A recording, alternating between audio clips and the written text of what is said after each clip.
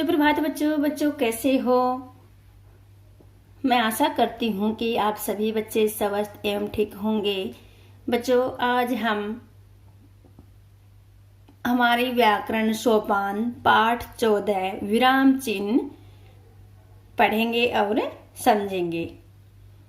तो बच्चों विराम चिन्ह किसे कहते हैं, इसके कितने भेद होते हैं, आज हम इस वीडियो में करेंगे। मुझे आशा है कि आप सभी बच्चे ध्यानपूर्वक सुनेंगे एवं लिखेंगे। आप इस चैनल पर नए हैं, सबसे पहले आपको लाइक करना है, सब्सक्राइब करना है और बेल आइकन दबाना है ताकि नई वीडियो की जो नोटिफिकेशन है वो आप तक पहुंच सके। ठीक है ना।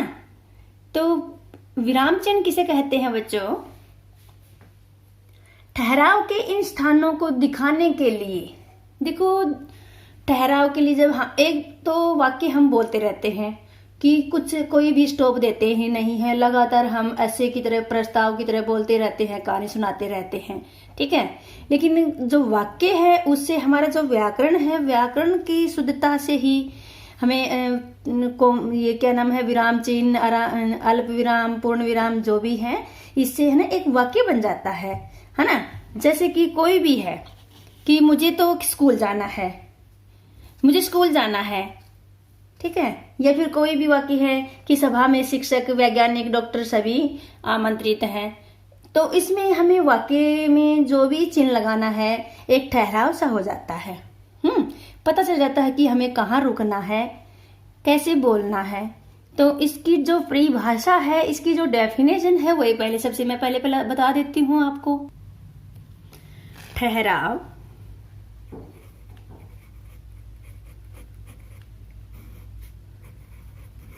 के इन स्थानों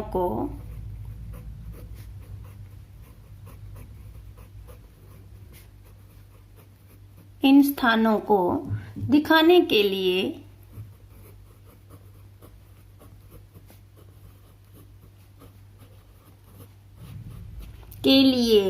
हम लिखते समय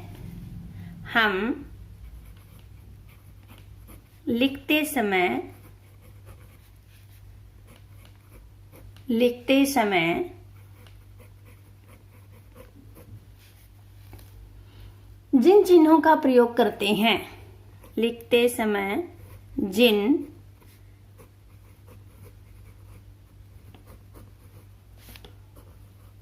का प्रयोग करते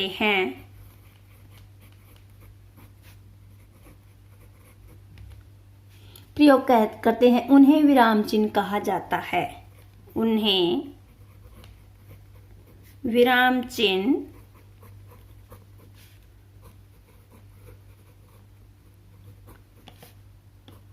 कहते हैं या कहा जाता है।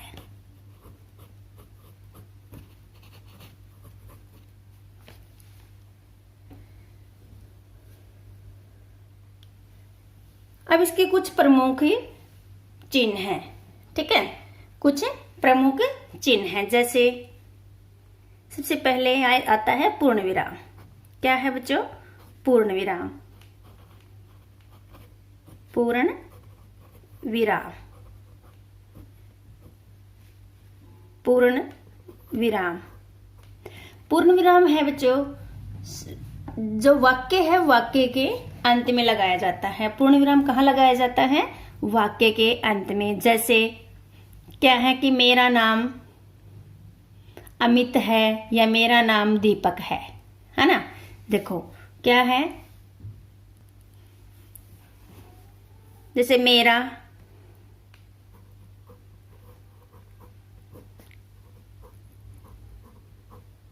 नाम मंजीत है, मेरा नाम मंजीत कुमारी है। तो यहाँ क्या आ जाएगा बच्चों, ये सिंपल वाक्य है। तो मेरा नाम मंजीत कुमारी है, क्या आ गया यहाँ, पूर्ण विराम। ठीक है, आगे है अल्प विराम। नंबर 2 पर क्या है, अल्प विराम।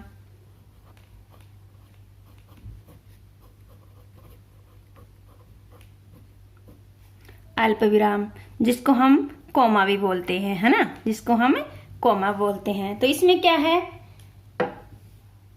इसमें हमें कोमा लगाना है कि मीना, रेखा एवं सुलेखा जाएंगी, या हाँ कल मैं नहीं गया था। जैसे क्या है कि हाँ,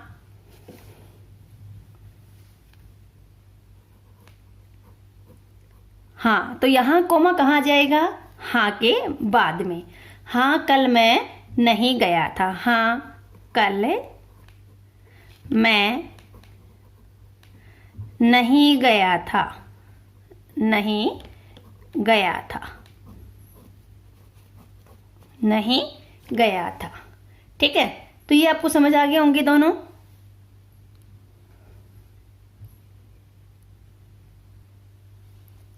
अब आगे है बच्चों नंबर 3 पर प्रश्न सूचक चिन्ह। प्रश्न सूचक चिन्ह।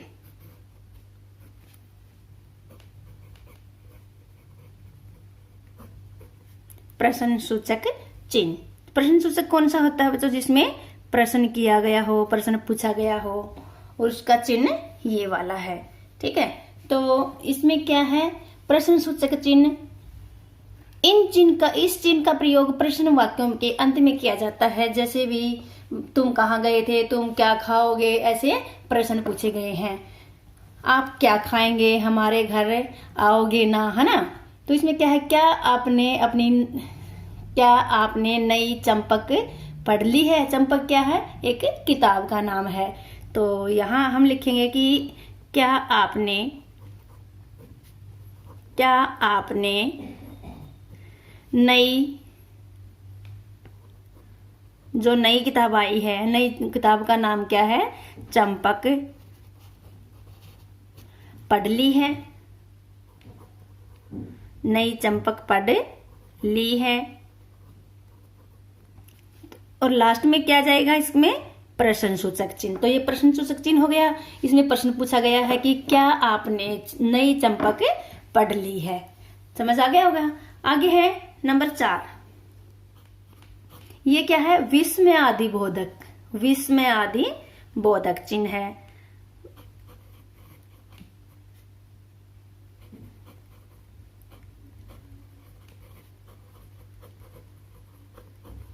विस्मय आदि बोधक चिन्ह। ठीक है, तो इसमें कौन सा है विस्मय आदि बोधक चिन्ह, देखो ये वाला चिन्ह है इसमें। तो इसमें क्या है कि इस चिन्ह का प्रयोग खुशी, शोक, भय, विस्मय आदि भावों को प्रकट करने के लिए किया जाता है। जैसे मैं आपको उदाहरण बता देती हूँ, वाह मजा आ गया, ये क्या है, खुशी के लिए।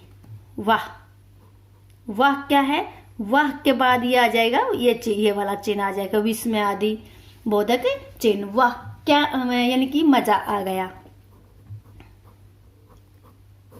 मजा आ गया। कई बार हमें बहुत खुशी मिलती है कुछ करने में, जैसे कुछ हम चीज खाते हैं या खेलते हैं, तो हम देखो खुशी के मारे बोलते हैं ना कि वाह क्या चीज है, कितनी टेस्टी है, कितने स्वादिष्ट है।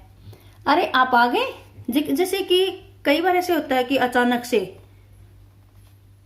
आ जाते हैं, कोई खुशखबरी सुन जाती है, जैसे कि अरे, अरे के बाद क्या जाएगा, विस्मय आदि बोधक। तो अरे आप आ गए, पीछे क्या जाएगा, पूर्ण विराम।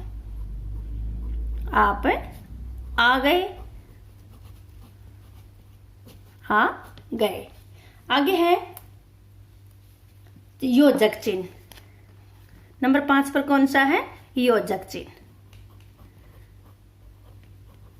योजक चिन्ह।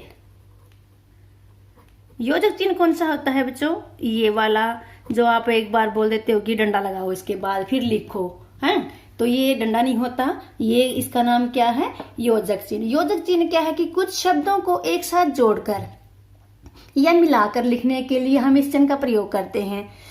एक साथ जोड़कर या फिर मिला लेते हैं, जैसे दो चीज एक सी होती है कि छोटी छोटी के बीच में क्या जाएगा, योजक चिन्ह। सुंदर सुंदर तभी आ जाएगा, है ना। बाग बगीचा या फिर हरा भरा, रात दिन, ऐसे ही जो दो शब्द होते हैं ना जोड़ने वाले, उनको हम जोड़ते हैं तो वो कौन सा चिन्ह कहलाता है?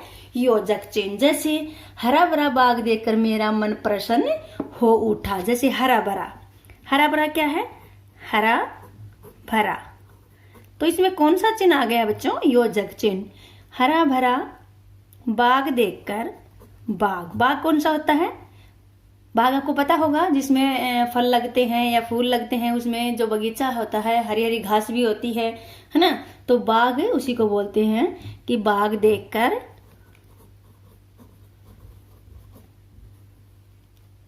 मेरा मन प्रसन्न हो उठा। मेरा मन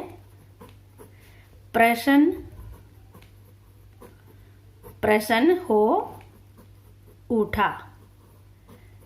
इसके आगे पूर्ण विराम आ जाएगा। तो यहां हमारा चिन्ह कौन सा लग गया? ये वाला योजक चिन्ह है। ठीक है, आगे क्या है?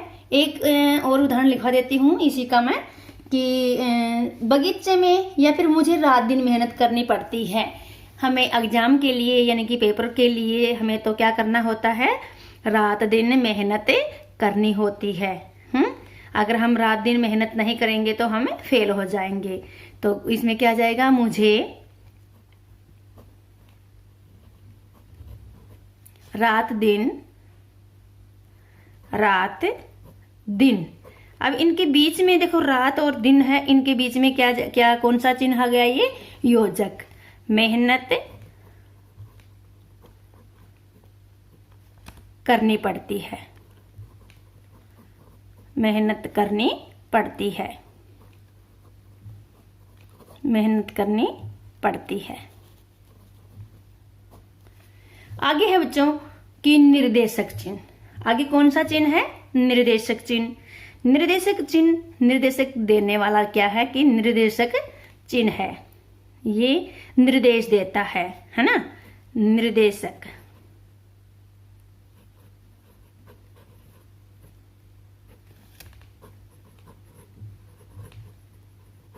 निर्देशक चिन्ह ये वाला चिन्ह है। ये तो बीच में कौन सा था? योजक। और योजक और निर्देशक चिन्ह बच्चों सेम, मिलते जुलते ही, एक ही भाई जैसे लगते हैं, है ना? आपको घबराना नहीं है। जहां योजक चिन्ह आता है उनको दो को जोड़ना होता है, और जो निर्देशक चिन्ह है वो क्या है? कि उदाहरण के लिए तथा नाटक लेखन में संवादों से पहले इस चिन्ह का प्रयोग किया जाता है। जैसे लिंग दो प्रकार के होते हैं, और तथा को जोड़ते हैं, और तथा, है ना? तो और तथा को जोड़ते हैं, उसमें इस चिन्ह का प्रयोग होता है। जैसे लिंग दो प्रकार के होते हैं, पुल्लिंग और स्त्रीलिंग। जापान में रहने वाला कौन है? जापानी। इसमें क्या गया? जैसे जापान में, एक मैं आपको उदाहरण बता देती हूँ। जैसे जापान में रहने वाला, जापान में रहने वाला, जापान में रहने वाला, रहने वाला देखो यहां लग गया क्या? निर्देशक चिन्ह। यहां क्या लग गया? निर्देशक चिन्ह। तो ये वाला है, तो इसके आगे हम क्या कहेंगे? जापानी। जापानी। तो जापान में रहने वाला कौन हो गया? जापानी। यहां आ जाएगा ये निर्देशक चिन्ह। ठीक है। अब जैसे चंद्रगुप्त ब्राह्मण देवता, चंद्रगुप्त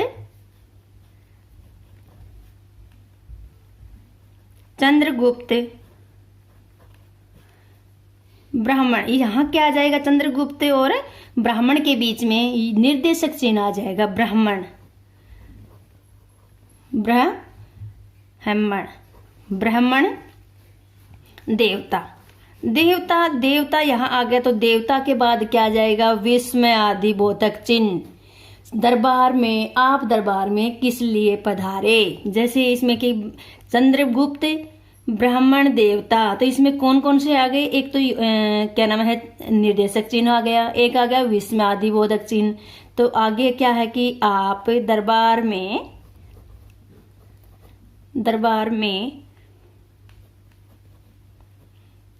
किस लिए पधारे?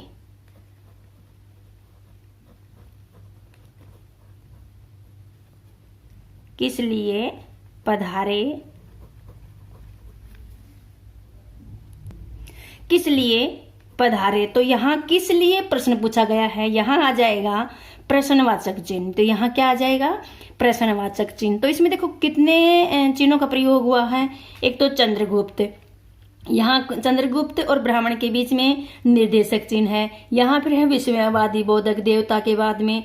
फिर है कि आप दरबार में किस लिए पधारे, तो उसमें प्रश्न पूछा गया है कि किस लिए पधारे। तो यहाँ क्या आ गया बच्चों, प्रश्नवाचक चिन्ह। तो इसमें एक ही वाक्य में तीन चिन्हों का प्रयोग किया गया है। और सबसे आखिर का है, ये कौन सा वाक्य है, उद्धरण चिन्ह। इसको क्या बोलते हैं बच्चों, उद्धरण चिन्ह। उद्धरण चिन्ह कौन सा होता है, उद्धरण चिन्ह।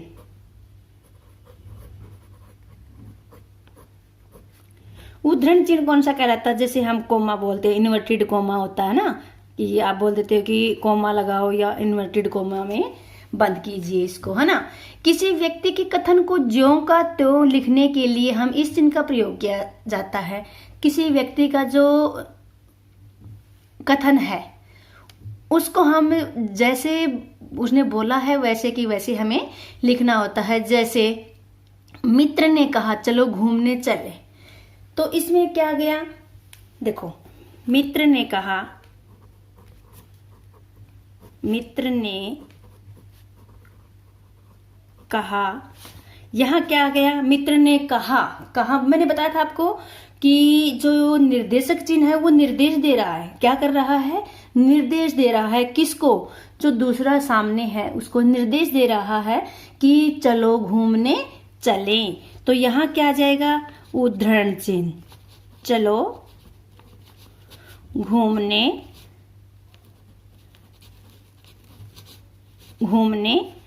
चलें। यहाँ बंद हो गया ये, चलो घूमने चलें। यहाँ पूर्ण विराम भी आ जाएगा और जो उद्धरण चिन्ह है वो भी आ जाएगा। तो आगे क्या है, दूसरा एक और बता देती हूँ मैं आपको उदाहरण के तौर पर। अभिमन्यु ने कहा, अभिमन्यु ने कहा, जैसे क्या कहा था अभिमन्यु ने, अभिमन्यु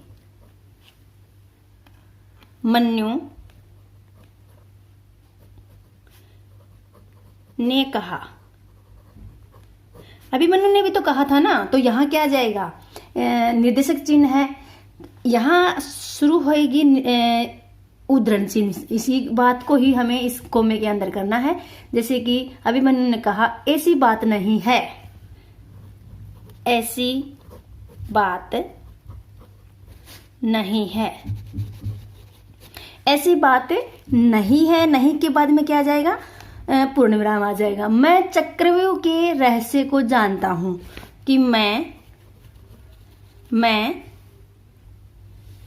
कहा कि मैं चक्रव्यूह के रहस्य को जानता हूं, कि मैं चक्रव्यूह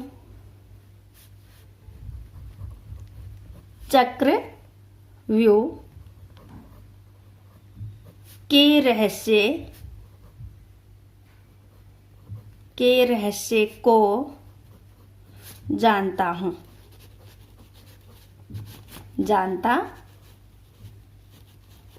यहाँ उद्धरण चिन्ह बंद कर देते हैं और यहाँ पूर्ण विराम लगा देते हैं।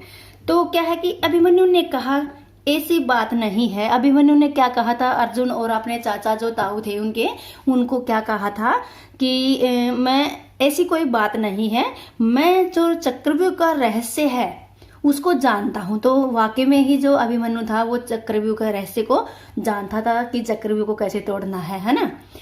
तो ये थे बच्चों इस पाठ के विराम चिन्ह, जो मैंने आपको अच्छी तरह से समझा दिया है। मुझे आशा है कि आप सभी को ये समझ आ गया होगा, और समझ आ गया होगा तो बच्चों हमें क्या करना है, लाइक एंड सब्सक्राइब करना है, बेल आइकन दबाना है, ताकि सबसे पहले नई वीडियो की नोटिफिकेशन आप तक पहुंच सके। फिर भी अगर बच्चों आपको लगता है, कहीं भी डाउट लगता है आपको, तो नीचे कमेंट बॉक्स में आप कमेंट भी कर सकते हैं। जो भी समझ में नहीं आया हो आपको, तो आप कमेंट लिखकर मेरे पास भेज सकते हैं, ताकि मैं आपको उनका उत्तर दे सकूं। ओके बेटा, हैव ए नाइस डे।